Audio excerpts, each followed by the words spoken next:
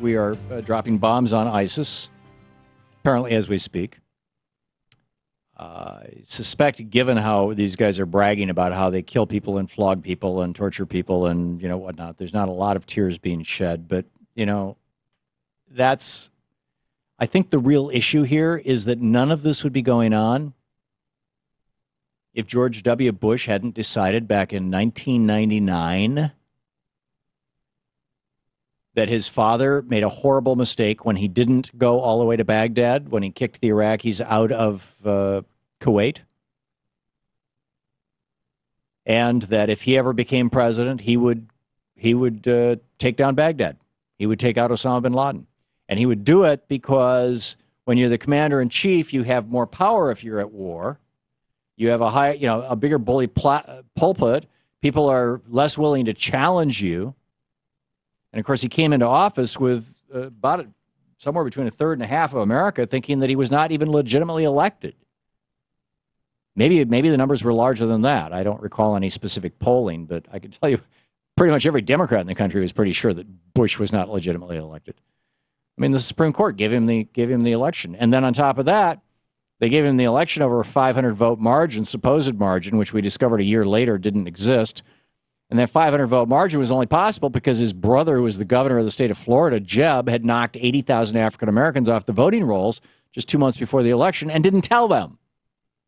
So they showed up to vote, and they were told, I don't see your name on the list. Here, fill out this provisional ballot. And their votes never got counted. Al Gore, the only president of the United States who was never president of the United States.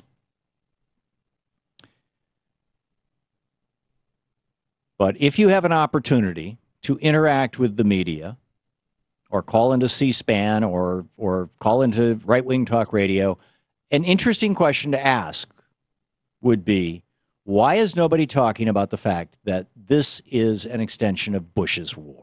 George Bush opened the gates of hell in that part of the world, led to the death of thousands of Americans, hundreds of thousands of Iraqis and Afghans, the displacement of millions of people, the utterly destroyed the lives of millions of children, death and destruction, without end. And on top of that, you've got, Don Rumsfeld and L. Paul Bremer with their de-Baathification, dumping all the competent people out of the Iraqi military and then wondering why they can't put together an army that can find its own head in the sand or someplace else. Nobody seems to want to talk about this. That guy who's off painting all the time.